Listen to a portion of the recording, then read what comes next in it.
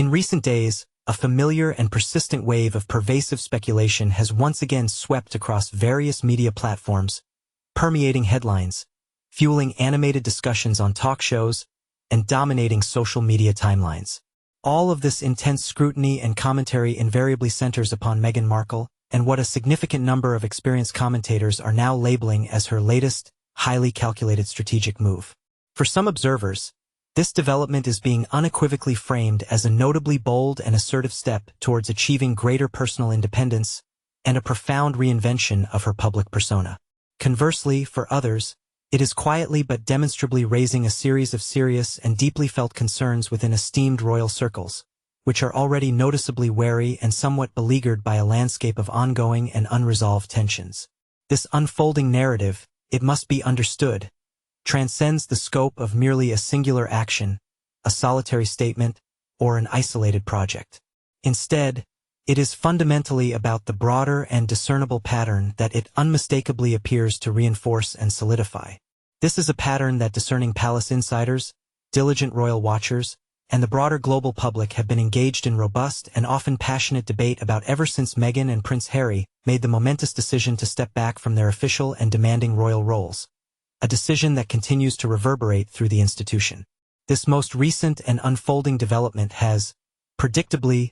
reopened a series of long-standing and complex questions. These pertain directly to the elusive nature of loyalty, the meticulous art of image control,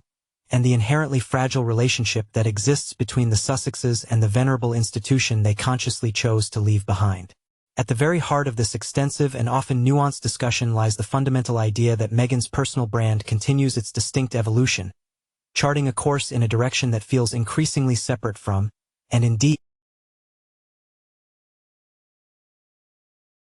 at certain junctures, seemingly at odds with, the deeply ingrained values and long-standing traditions that have been so carefully upheld by the royal family for generations. Astute observers and analysts of royal affairs consistently note that every new venture undertaken, every interview granted, or every public appearance made by Meghan Markle is now subjected to an extraordinary level of intense scrutiny. This examination is not merely for its superficial content, but more profoundly for what it deeply symbolizes within the larger narrative. To her more vocal critics, this latest endeavor presents itself as yet another meticulously timed and strategically executed effort to command and shape the public narrative, a move that, in their view, may further complicate the monarchy's persistent attempts to maintain an essential sense of dignity, an unwavering commitment to neutrality, and a crucial perception of unity amidst its own challenges. To her fervent supporters, however, it is simply a woman courageously exercising her fundamental right to speak her truth, to create her own path, and to diligently build a life entirely on her own terms, following what they describe as years of unrelenting public pressure and significant personal restriction. Palace concerns, as consistently articulated by well-placed royal commentators, are said to stem less from the specific and individual content of Meghan's particular actions and more significantly from their cumulative and overarching impact. Each successive move, irrespective of its individual nature, is perceived as adding yet another intricate layer to an already profoundly complex and delicate situation. The monarchy, as an enduring institution, thrives unequivocally on principles of stability, an expectation of predictability, and the extremely careful and precise management of public perception. Consequently, anything that introduces an element of uncertainty or unpredictability into this finely tuned ecosystem is almost invariably met with a palpable, if often quiet, sense of alarm and apprehension. Meghan's most recent step, whether it ultimately manifests as a significant media project, a carefully worded public statement, or a strategic partnership with a prominent organization, reportedly reignites long-held fears within royal circles. These fears suggest that private family matters, which the institution strives to keep confidential, could once again be thrust into the public domain, becoming widespread talking points across global media. This potential scenario would inevitably force the palace into an undesirable reactive position, one it would much rather diligently avoid. What renders this particular moment especially sensitive and fraught with potential difficulty is the precise timing of these developments. With the royal family itself navigating its own complex internal transitions, diligently fulfilling its myriad public responsibilities, and undertaking ongoing efforts to thoughtfully modernize while simultaneously preserving its cherished traditions. The very last thing it genuinely needs to contend with is yet another disruptive and potentially damaging media storm. Insiders within the palace are reportedly said to worry profoundly that even indirect references or subtly conveyed messaging, however unintentional, possess the inherent capacity to quickly spiral out of control, transforming into global headlines that inevitably overshadow official engagements, charitable work, and other critically important royal duties. From the distinct perspective of the palace, the issue is emphatically not about silencing Meghan Markle or stifling her voice. Rather, it is fundamentally about understanding and managing the far-reaching ripple effects that her high-profile independence and individual pursuits can potentially have on an ancient institution that has been meticulously built and sustained upon a foundation of collective identity and shared purpose, rather than on the assertion of individual expression and personal ambition. Furthermore, there is the persistent and unavoidable issue of trust, a deeply significant theme that has regrettably lingered in the background, casting a long shadow over the relationship ever since the couple's departure from their senior royal roles. While Meghan and Harry have, on numerous occasions, spoken openly and candidly about feeling unsupported, misunderstood, and even isolated during their challenging tenure as working royals, the palace, by all accounts, reportedly feels repeatedly blindsided by what it perceives as a succession of public revelations and undeniable slights. Consequently, each new initiative undertaken by Meghan is now invariably viewed through this deeply ingrained lens of skepticism and caution, with staff and senior figures within the institution consistently questioning whether it might inadvertently open the door to further disclosures, or potentially lead to reinterpretations of past events that could prove detrimental. Even in instances where nothing overtly controversial is explicitly stated or revealed, the mere possibility, the lingering potential for such outcomes, is often enough to generate a pervasive and unsettling sense of unease throughout the royal establishment. The public response, as has become a consistent pattern, remains profoundly and intricately divided. A significant segment of viewers perceives Meghan as a veritable trailblazer, an individual courageously challenging an antiquated, rigid system that seemingly found itself ill-equipped to genuinely accommodate her distinct identity and authentic voice. These proponents passionately contend that any apprehension expressed within the palace walls stems less from a concern for authentic harm and more from a deep-seated discomfort with the inevitability of change and a perceived erosion of control over long-established protocols. Conversely, a differing viewpoint suggests that with the immense privilege of global influence comes an equally substantial burden of responsibility, and that the continued leveraging of royal connections while simultaneously articulating critiques of the institution itself fosters an inherently unfair and unsustainable imbalance. This fundamental clash of perspectives vigorously fuels extensive online debates and ensures that each new public action,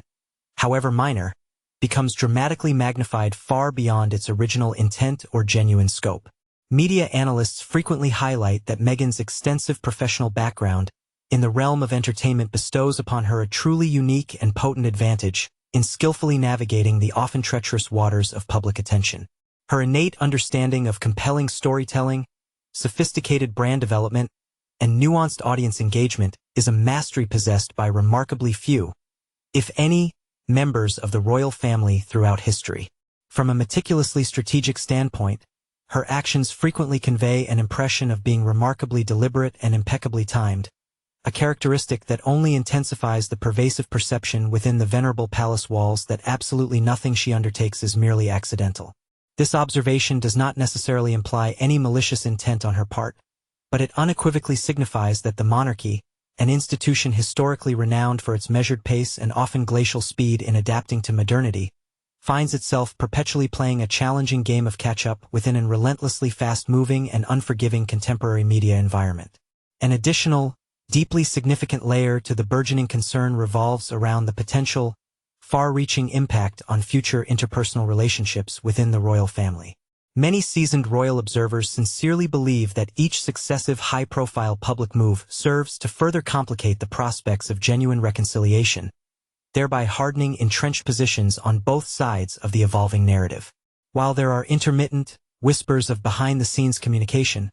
The overwhelmingly public nature of these ongoing narratives renders any form of private healing or quiet rapprochement exceptionally challenging. The palace, therefore, may harbor legitimate worries that a continued public distance will solidify a permanent, unbridgeable divide,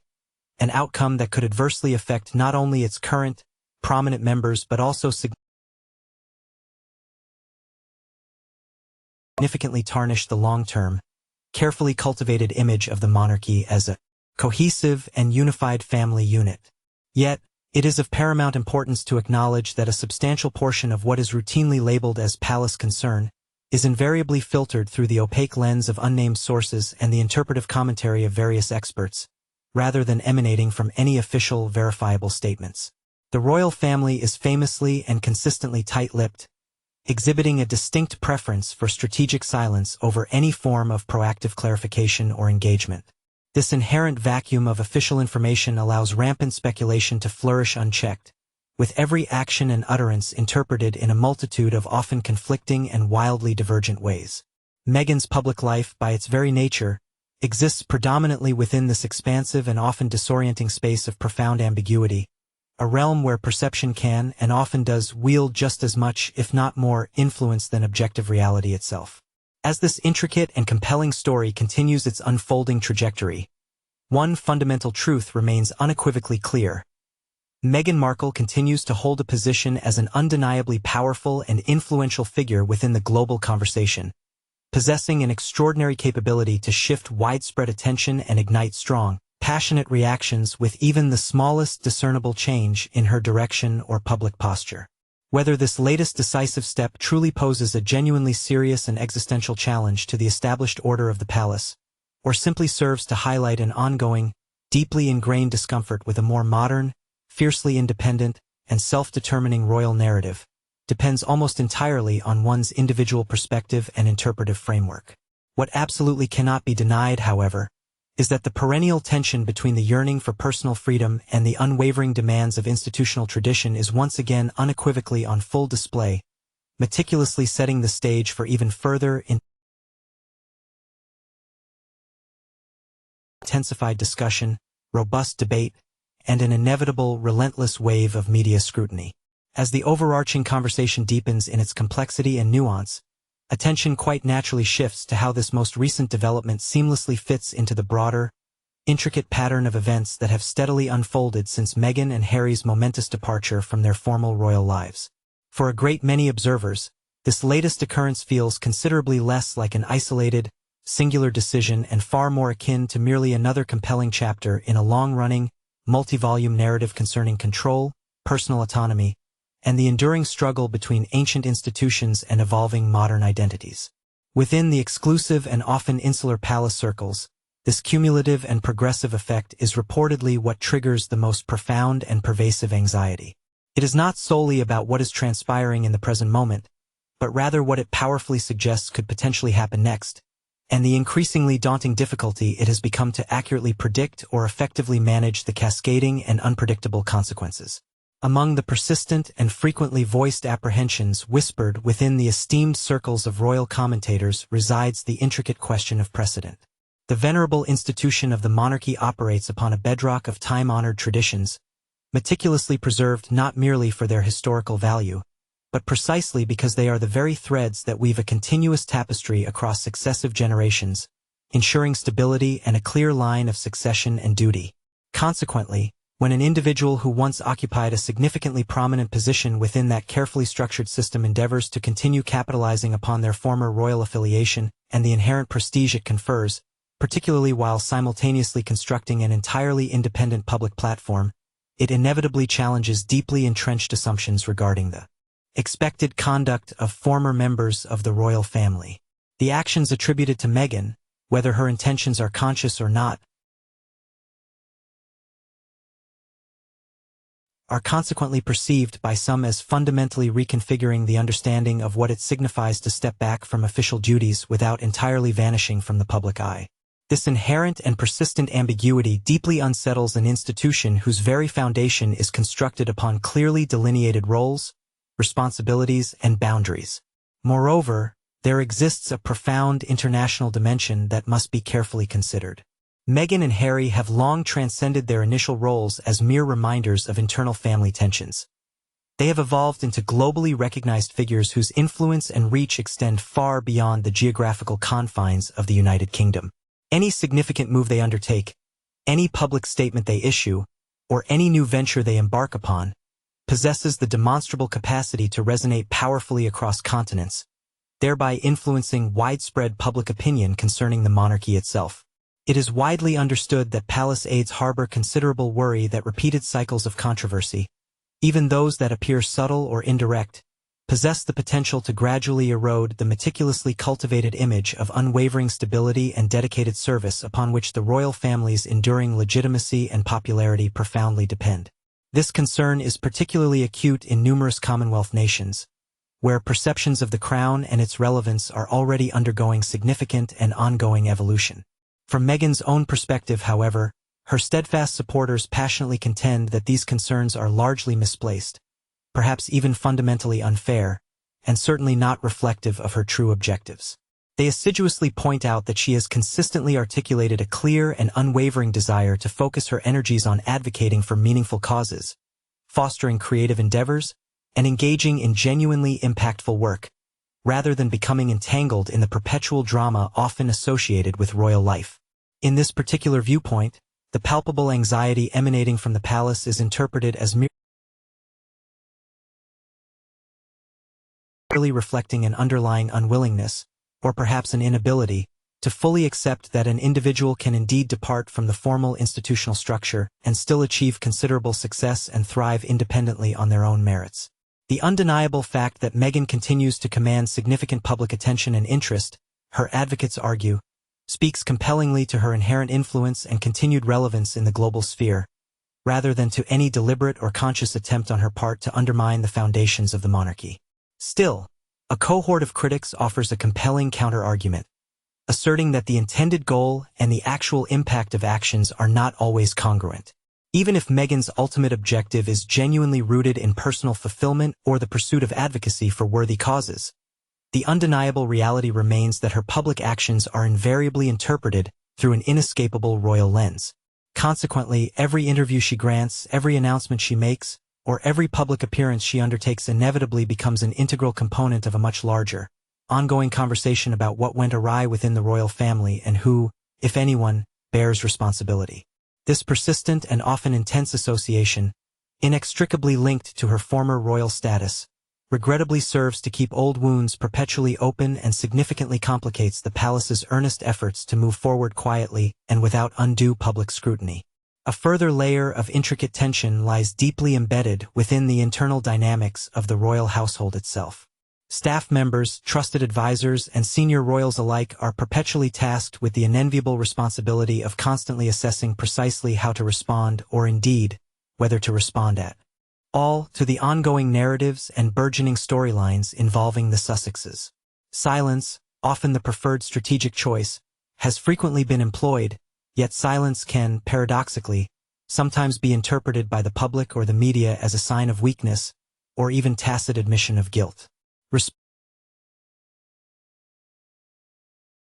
Responding, on the other hand, carries the substantial risk of inadvertently escalating the entire situation, drawing even greater and more unwelcome attention to matters that the institution would prefer to handle discreetly. Meghan's latest reported move, in particular, is said to have reignited this perennial and vexing dilemma, thereby forcing difficult and often uncomfortable discussions to take place behind the tightly closed doors of royal residences. The omnipresent role of the media in amplifying these concerns cannot be overstated in its profound impact. Sensational headlines, often laced with speculative commentary, and the ceaseless debates that proliferate across social media platforms frequently serve to exaggerate the actual significance of events, framing them as direct confrontations or dramatic clashes, even when they may not have been intended as such by the individuals involved. For the palace, this dynamic and often aggressive media environment is both intimately familiar and profoundly frustrating. Unlike Meghan, who originates from a professional background that inherently values public visibility and strategic narrative control, the monarchy is fundamentally rooted in principles of discreet restraint and understated communication. This fundamental and deeply ingrained difference in approach between the two parties almost guarantees the continuation of ongoing friction and misunderstandings. Finally, the critical factor of public trust looms exceedingly large in all these complex discussions. The royal family relies heavily, indeed almost entirely, on the widespread perception that it consistently acts in the overarching national interest, placing this above any personal grievances, individual desires, or commercial pursuits. When former members of the institution appear to blur the crucial line between personal storytelling and what can be perceived as institutional critique, it can regrettably create considerable confusion among the public regarding where true responsibility and allegiance lie. Palace insiders are said to worry significantly that repeated exposure to such narratives could gradually, yet inexorably, undermine public confidence in the monarchy, especially among younger audiences, who are already increasingly questioning the contemporary relevance and purpose of the institution in the modern world. Meghan's dedicated supporters, in their comprehensive assessment, interpret her considerable influence not merely as an individual phenomenon, but rather as an integral component of a much broader and more profound societal and cultural transformation currently sweeping across global consciousness. They passionately contend that venerable institutions, particularly those as deeply entrenched and historically significant as the monarchy, are now faced with an undeniable imperative: to fundamentally adapt and adjust their operational paradigms to align with a contemporary global landscape where the principles of complete transparency,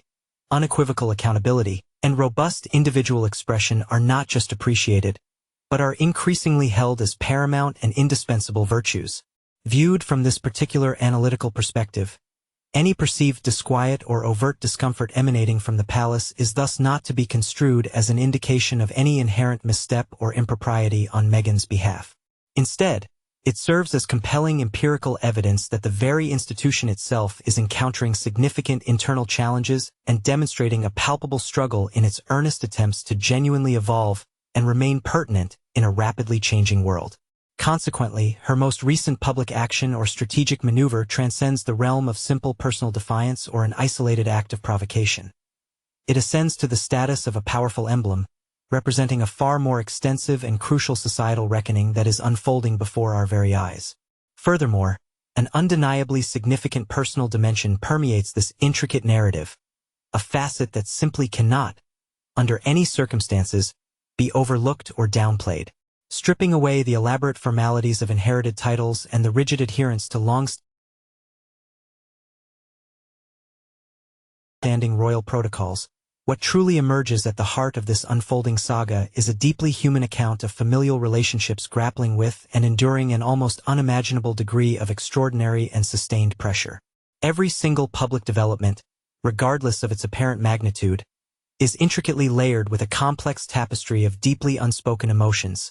a multitude of lingering and often unresolved conflicts, and a clashing array of competing narratives, each asserting its own version of perceived hurt and apportioned responsibility. The apprehension expressed by the palace, therefore, could conceivably arise not exclusively from anxieties regarding its meticulously cultivated public image, but equally, and perhaps even more profoundly, from an earnest and profound desire to safeguard and preserve the intensely private and sacred bonds within the immediate family. The inherent difficulty and the formidable challenge in this highly scrutinized environment reside in the delicate act of meticulously balancing genuine compassion and understanding with a necessary degree of circumspection and caution, especially when acknowledging that every single utterance, every subtle gesture, and indeed every perceived inaction is subjected to an exhaustive and often unforgiving public dissection. Adding yet another intricate layer to the palpable sense of unease and anticipation is the pervasive and incessant speculation concerning the nature of future interactions between the involved parties. The fundamental questions that persistently echo are whether genuine opportunities for meaningful reconciliation might still present themselves, or conversely, if the respective paths have regrettably diverged to such an extensive degree that a harmonious reunion has become an exceedingly remote prospect. A contingent of astute royal observers and seasoned commentators posits that the continued pursuit of various public projects by Meghan and Harry inadvertently complicates the already arduous process of rebuilding shattered trust, as these endeavors, by their very nature, tend to perpetually recirculate and re-emphasize past grievances and perceived slights, thus preventing a clean slate. Conversely, another school of thought firmly advocates that a sustained degree of public visibility and a steadfast commitment to unvarnished honesty, despite their inherent difficulties, represent absolutely necessary and foundational steps on the arduous journey towards genuine healing and mutual understanding, even if these processes prove to be profoundly uncomfortable and challenging in the immediate future. In this swirling vortex of differing opinions and strategic considerations, Meghan's most recent action finds itself squarely positioned at the very epicenter of this ongoing and multifaceted debate, serving as a powerful embodiment of both promising future possibilities and inherent, significant risks. At its very core, the fundamental catalyst that perpetually fuels and intensifies the profound concern emanating from within the palace walls is the pervasive and unsettling phenomenon of outright uncertainty. The venerable institution of the monarchy has historically demonstrated a remarkable capacity to effectively navigate and withstand various forms of criticism, waves of public controversy, and even the occasional full-blown scandal, particularly when the precise parameters and the established boundaries of such challenges are clearly delineated and understood. What truly presents an insurmountable hurdle, however, and what it consistently struggles to effectively contend with, is the introduction of genuine unpredictability, especially when such unpredictable elements originate from an individual who possesses an acute and sophisticated understanding of the immense power and far-reaching influence of contemporary media platforms. Meghan's meticulously deliberated actions, irrespective of whether they are perceived by observers as profoundly empowering and trailblazing or fundamentally disruptive and challenging to the established order, invariably introduce a myriad of complex variables into the royal equation, variables that regrettably cannot be readily or effectively managed through the application of conventional and time-honored traditional means. This inherent and persistent tension thus guarantees, without exception, that every single new development, no matter how seemingly inconsequential or minor it may initially appear, is subjected to an extraordinarily close scrutiny and subsequently interpreted with a vastly broad and often divergent array of perspectives. As the unwavering torrent of public interest continues its steady and undeniable expansion, this multifaceted story transcends its initial focus on a single individual, transforming instead into a much grander narrative about the profound and often turbulent collision between the weight of an illustrious past and the undeniable imperatives of the dynamic present. Meghan Markle, in her distinctive public persona and actions, undeniably embodies and represents an entirely novel paradigm of royal narrative, an unprecedented fusion that seamlessly blends the pervasive allure of contemporary celebrity culture with the deep-seated resonance of inherited historical symbolism. The palace, an institution profoundly and irrevocably rooted in the accumulated wisdom and practices of many centuries of venerable tradition, is now confronted with an existential imperative. It must meticulously determine precisely how it can effectively coexist and harmoniously integrate with this burgeoning and undeniable new reality. Whether the current pervasive concern within royal circles will ultimately metamorphose into a proactive strategy of genuine adaptation and progressive evolution, or conversely, harden into an entrenched stance of resolute resistance, remains a pivotal question awaiting its definitive answer. Nevertheless, what is unequivocally clear is that this intensely evolving and increasingly complex dynamic demonstrates absolutely no discernible inclination of receding from the intense glare of the global spotlight in the foreseeable future. As the intricate layers of this continuously unfolding narrative progressively advance, it is the profound and far-reaching long-term implications stemming from Meghan's most recent and significant move that unequivocally command and truly occupy the astute minds of both seasoned royal observers and discerning palace insiders with equal intensity. Beyond the transient nature of immediate headlines and the often heated daily debates, there is a palpable and steadily growing consensus that the venerable institution of the monarchy finds itself poised at a truly defining historical moment, particularly concerning the fundamental manner in which it chooses to engage with and relate to former members of the royal family, who unequivocally decline to recede quietly and meekly into the background of historical obscurity. Meghan's steadfast and continued public visibility, therefore, inexorably compels the institution to confront an undeniably uncomfortable yet utterly unavoidable existential question. Is it genuinely feasible for an ancient institution, steeped in centuries of unchanging tradition and rigid protocol, to harmoniously coexist with a distinctly modern public figure who operates by an entirely disparate and contemporary set of rules and expectations? Or, as many fear, is it inevitable that the inherent and fundamental tension between these two profoundly divergent entities will only continue its relentless and inexorable intensification? Among the most profound and deeply rooted anxieties quietly permeating the inner sanctums of royal discussion is the critically important issue of enduring legacy. The royal family, with its inherent understanding of historical permanence, is acutely and profoundly aware that the annals of history will ultimately pass judgment not merely upon the isolated actions of individual members, but, more significantly, upon the overarching manner in which this entire contemporary era will be remembered and consequently narrated as a cohesive whole. Every single public narrative, every media portrayal, and indeed every perceived slight or triumph involving Meghan and Harry inevitably becomes an indelible and integral component of that expansive and perpetually evolving historical record. From the deeply entrenched perspective of the palace, there exists a palpable and persistent undercurrent of profound anxiety regarding precisely how future generations, looking back through the lens of time, will ultimately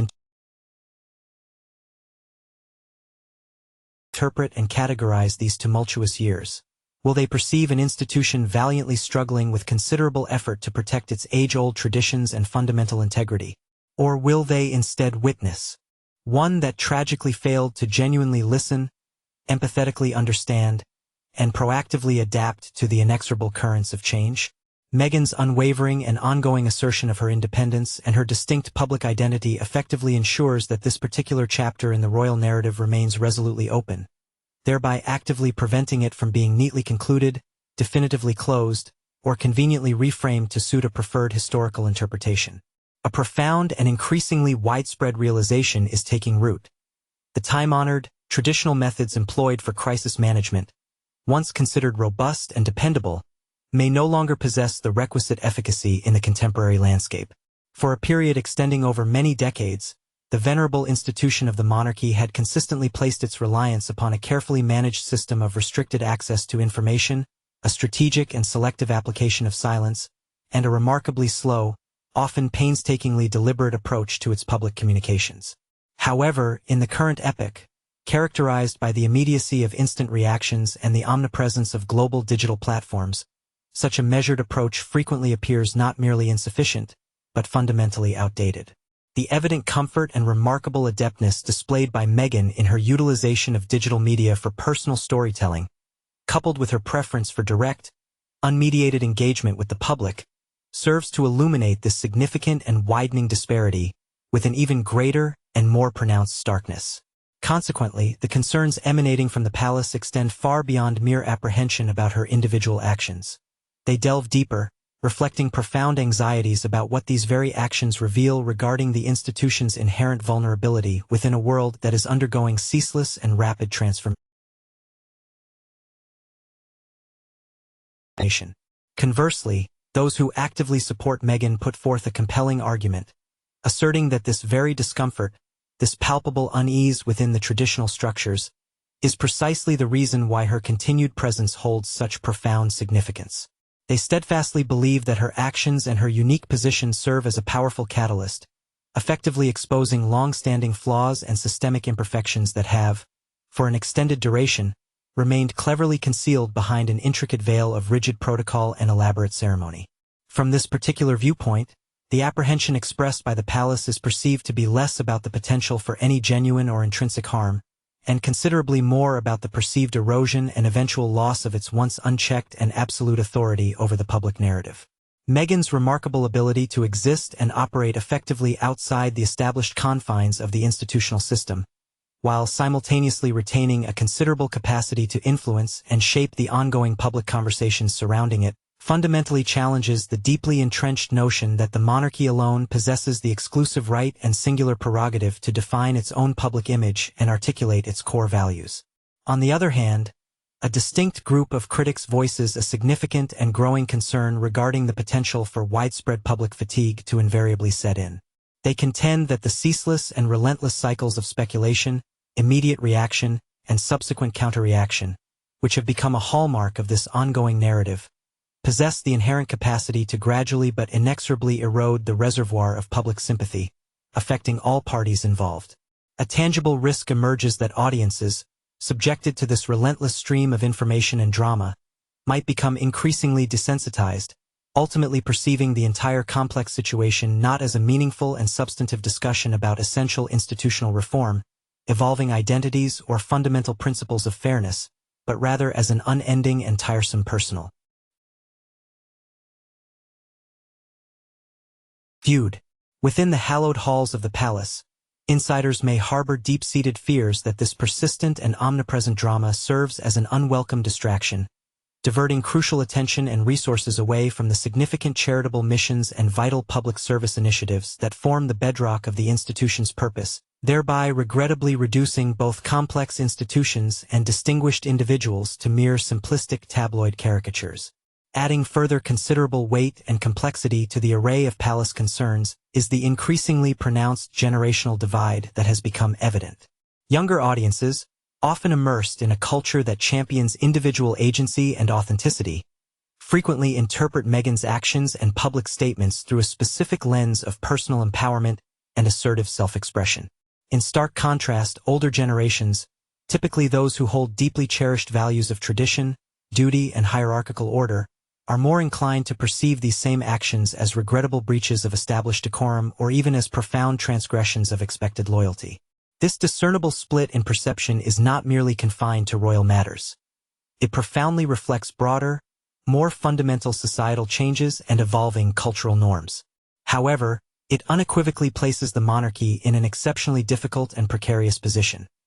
How can it effectively strive to remain demonstrably relevant and appealing to its younger cohort of supporters, whose values are shifting, without simultaneously alienating and disenfranchising those steadfast individuals from older generations who place an immense and unwavering value on tradition and continuity? Meghan's continued and undeniable prominence in the public sphere serves only to sharpen this intricate dilemma, rendering the maintenance of a neutral and universally acceptable stance significantly harder to achieve. Beyond the more frequently debated aspects, the financial dimension, though it remains a topic rarely discussed with overt openness or explicit candor, undeniably plays a significant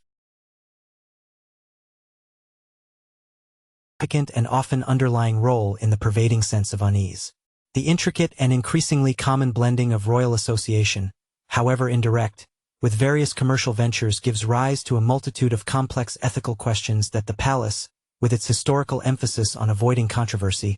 is demonstrably keen to circumvent entirely. Even in instances where Meghan is meticulously careful not to directly reference or explicitly leverage her royal past,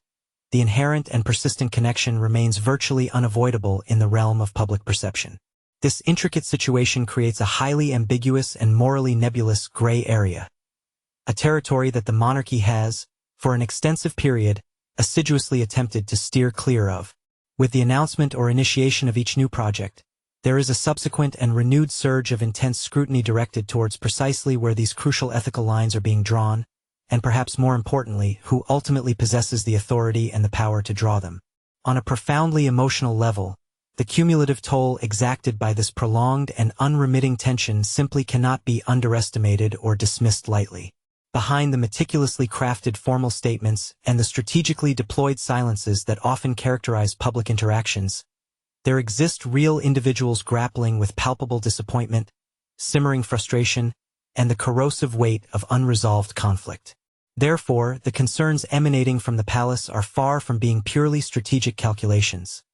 They are also, in their very essence, deeply and unequivocally human. The difficult experience of watching intensely personal family matters being repeatedly and often relentlessly dissected on a vast global stage inevitably takes a significant and enduring toll on all involved. Meghan's consistent and undeniable ongoing visibility in the public eye further ensures that these emotional wounds, however profound, are regrettably afforded very little, if any, private time or space in which to truly begin the arduous process of healing. Simultaneously, and providing a crucial counterpoint to the aforementioned challenges, Meghan's demonstrated resilience and unwavering determination resonate with remarkable strength among a great many people who perceive their own personal struggles and aspirations reflected within the unfolding narrative of her journey. The compelling story of a woman actively carving out and asserting her unique identity after experiencing a profound sense of constraint and restriction by a powerful, long-established institution holds a particular and widespread appeal, especially in an era that increasingly champions the values of authenticity, individual agency, and robust self-determination. This widespread and deeply felt resonance is precisely what elevates her to such a potent and influential public figure, and it serves as a fundamental explanation for why the concerns within the palace continue to persist with such tenacity. An influence of this considerable magnitude, rooted in such powerful emotional connections, proves exceedingly difficult to effectively counter, much less to definitively contain. Looking ahead into the unfolding narrative, the pivotal and indeed profound inquiry that beckons is whether the intricate dynamic currently at play will ever genuinely attain a state of true equilibrium. There exists a school of thought which posits that with the inexorable march of time, the fervent intensity of public interest surrounding these events will, by its very nature, gradually diminish and ultimately dissipate. This eventual fading, they suggest, would then permit both distinct entities to coexist in their separate spheres without the perpetual friction that presently characterizes their interaction. Conversely, another perspective firmly contends that so long as the endeavors and public work of Meghan and the venerable image of the monarchy continue to intersect, even through the most indirect and subtle pathways, the underlying tension is destined to persist. While it is entirely plausible that the palace harbors a deep-seated aspiration for a greater degree of distance and an enduring period of quietude, the discernible trajectory of Meghan's chosen path unequivocally indicates a sustained and deliberate engagement with the wider world, unequivocally on her own carefully defined terms. Furthermore, a compelling and perhaps transformative possibility emerges: that this protracted and continuously unfolding saga might, against all odds, evolve into a powerful catalyst for profound and meaningful institutional change. History itself bears witness to the fact that venerable institutions frequently undergo significant evolution not out of a spontaneous desire for self-reinvention, but rather because they are unequivocally compelled to confront and grapple with uncomfortable, often deeply ingrained, truths about themselves. Meghan's personal journey, undeniably marked by its share of controversy and public scrutiny, has nonetheless ignited and fueled vital global conversations spanning a wide array of critical societal issues. These include the complexities of race and identity, the often overlooked importance of mental health, the evolving paradigms of gender roles, and the inherent rigidity that can characterize long-standing traditions. Viewed through this insightful lens, the initial concerns harbored by the palace could, over an extended period, eventually yield to a profound process of introspection, thoughtful reflection, and ultimately, a concerted drive towards necessary reform, even acknowledging that such a transformative process is inherently slow-moving, fraught with challenges, and likely to unfold in an uneven manner. Ultimately, the overarching narrative has expanded far beyond being solely about Meghan Markle as an isolated individual or merely about the royal family existing in a vacuum. It has transcended these singular entities to become a much broader discourse concerning the intricate dynamics of power, the nuanced complexities of identity formation, and the universal human struggle to define one's authentic self either within the confines of, or indeed in deliberate opposition to, established systems that have been in existence for many hundreds of years. Meghan's most recent strategic move carries with it a significance that stems not from any explicit pronouncements it might make, but rather from the potent symbolic weight it embodies within this expansive and interconnected global context. It serves to directly challenge deeply held assumptions, vigorously provoke essential public debate, and resolutely refuses to permit the often inconvenient aspects of the past to remain comfortably interred and forgotten. As the global public steadfastly continues its collective observation, meticulous analysis, and impassioned argumentation regarding these unfolding events, a singular truth emerges with undeniable clarity. This particular chapter in the royal narrative is unequivocally far from reaching its conclusion. The persistent concerns emanating from the palace are highly likely to endure for as long as Meghan maintains her stature as a highly visible and undeniably influential public figure, one who remains steadfastly committed to charting her own distinct and independent course. Whether the cumulative weight of that concern eventually precipitates a deeper, more pronounced division within the public consciousness or conversely, inspires a comprehensive reimagining of what the monarchy's role and essence can truly be in the rapidly evolving modern world, remains a profoundly open and unresolved question. What is unequivocally evident, however, is that the intersection point where venerable tradition meets the irresistible forces of transformation has seldom, if ever, been illuminated with such intense public visibility. The ultimate outcome of this ongoing and compelling tension is poised to profoundly shape and redefine royal narratives for many years, indeed potentially decades, to come.